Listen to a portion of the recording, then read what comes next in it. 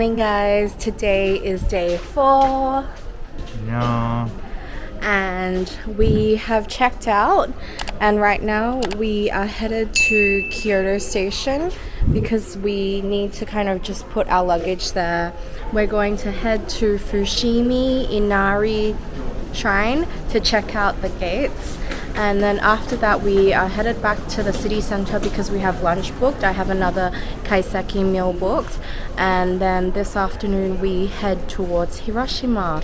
So we have a bit of time to explore, but not a lot. But yeah, kind of sad that Kyoto part 1, or like the first Kyoto part, is already nearing an end. But anyways, yes, we are going to drop our luggage off and then just kind of explore a bit more, and that will wrap up Kyoto part of Japan.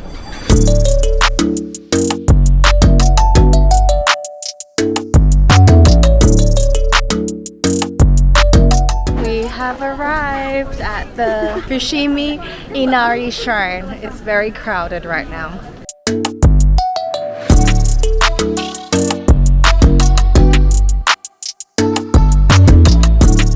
Right now, Dave is writing his prayer and wish on a little plaque. All these beautiful blessings from all over the world. You can see all these different languages. What does it say? My family will all happy and healthy. Yeah. And me, Do-hyun, and Yan, we all get like a lot of money and like promoted, and the future career paths will be really bright for us. Okay, that's sweet. Yeah.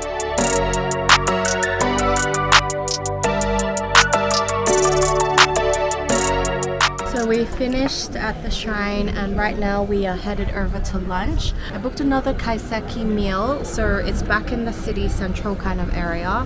So headed back there right now and going to have lunch, our final lunch in Kyoto.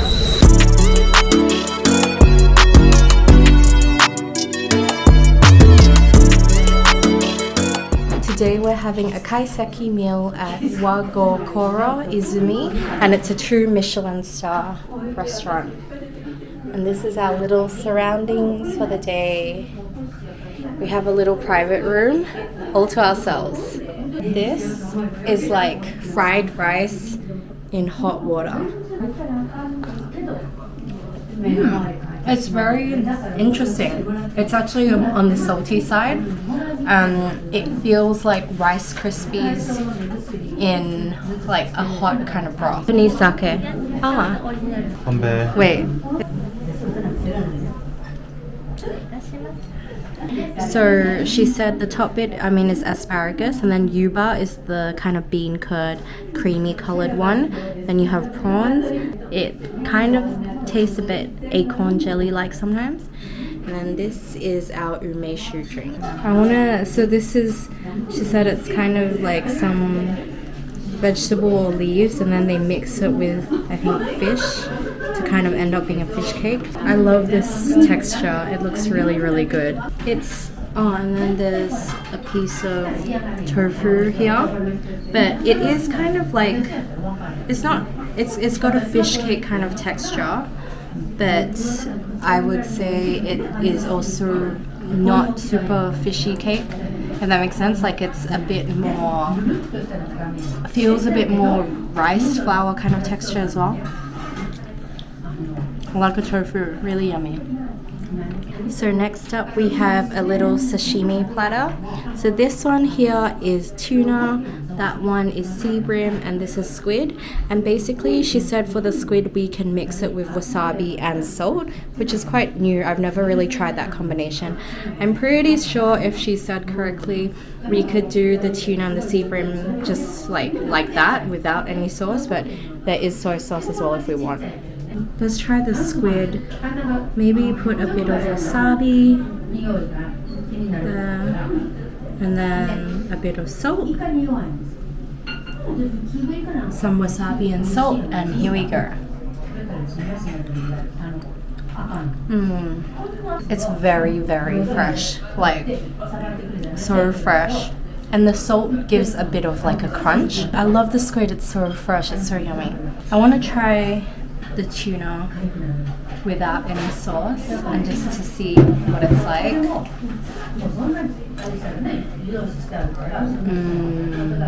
She said like, you know, the wasabi. It's really good. Okay, now we'll try the sea bream. And I will do that without any sauce as well. I'm gonna just try it raw. It's so fresh, to be honest. Like, you can actually taste the natural, I guess, uniqueness of the fish. It's really yummy. It was really cute how she has that like little booklet to tell you what each of the things are, and that's a pretty thorough translation of everything, so we know actually what we're eating and even the specifics of what kind of eel. Last night actually, when I was researching things about food in Hiroshima and everything, I did come across like unagi dishes, which I thought this was unagi or like eel was just eel, but actually she said this one is like the kongu.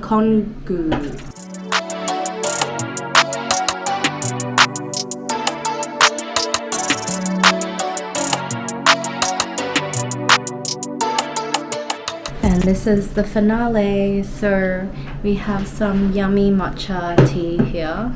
How is it? すごいですね. There's a matcha tea here, and then we have a sakura mochi. So we finished lunch, and it was actually a really fun way to round up the lunch, because when we came out, the chef happened to come out. Dave managed to get a picture in with the chef, so it was a really nice way to round up the meal. And right now it's 3 o'clock, so we only really have like an hour left in Kyoto before we have to hop on a train. Right now I want to go to like a little place that I found on Google called the Terminal Kyoto. Supposedly it's like an art gallery, but little tea house as well. The main reason why I want to go there is because he loves all this like old traditional architecture and buildings and things like that, and this place looks really pretty. I'm also hoping to see if we can like buy any more like locally brewed teas or things like that. So just going to have a wander and see what's at this place. So this is Terminal Kyoto, and it's a very hidden, not really obvious kind of place, and it kind of starts with an art gallery.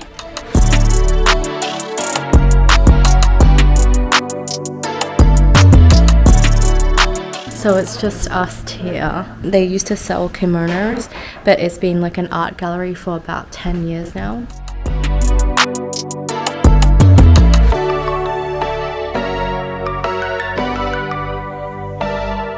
So we got a little afternoon tea snack. That's mochi, that's matcha. This is a Basque cheesecake, and she even recommended us to have it with a bit of salt here. And the most beautiful scenery ever to eat it by. Such a zen, serene place. So we finished our lovely little zen quick afternoon tea. We were in there only for like 10-15 minutes because we had to rush out. We have to go catch a train soon. I wanted to squeeze in this ceramics shop, so I found it on Google, and we're just gonna try and have a look for it.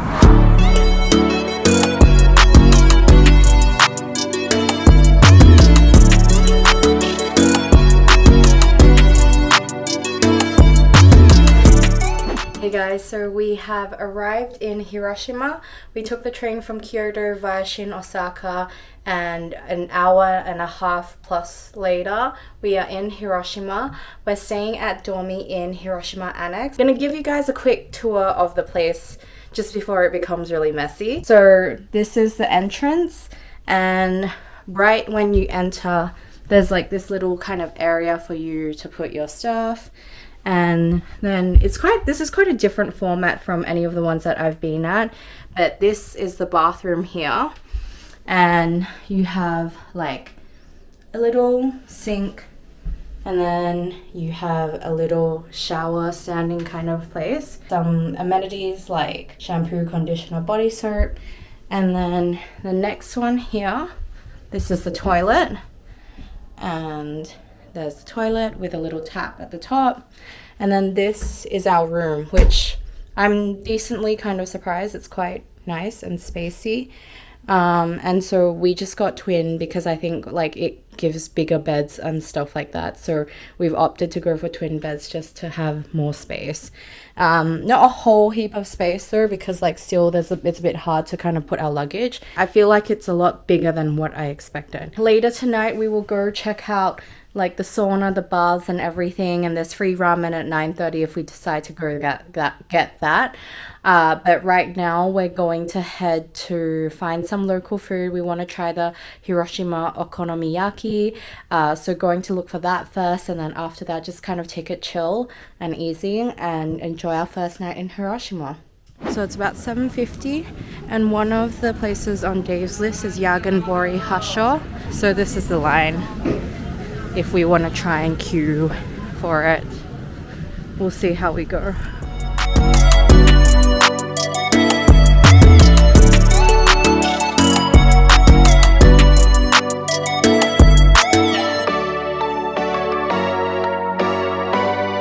Hour and 5 minutes later we got in, which is very exciting. At least we still made it in, so we're just waiting and hungry and ready to eat.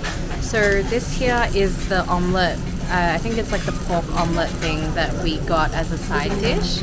Looks really good, and I just love how like they have this hot plate here as well to keep the food warm. And then even here you get like a little utensil to cut up all the dishes and stuff. And then you have some side sauces and seasonings as well.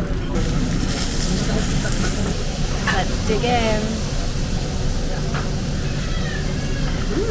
It's just essentially kind of like an omelette with pork on top. And then like they put the typical kind of seaweed, bonito flakes flavoring on top as well. Good?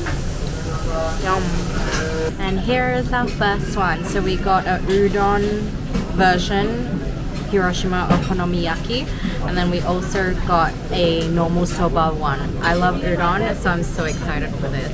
I'm actually not usually a okonomiyaki person. I mean it's nice, but I just don't always have cravings for it, but this is really tasty. I want to try it without putting the sauce on first and just see how it is. So you have your layer of like soba and then cabbage. It's very tasty as well. Yeah, the texture's a bit different. I think personally I prefer the udon ones, but they're both really tasty. And that's a wrap.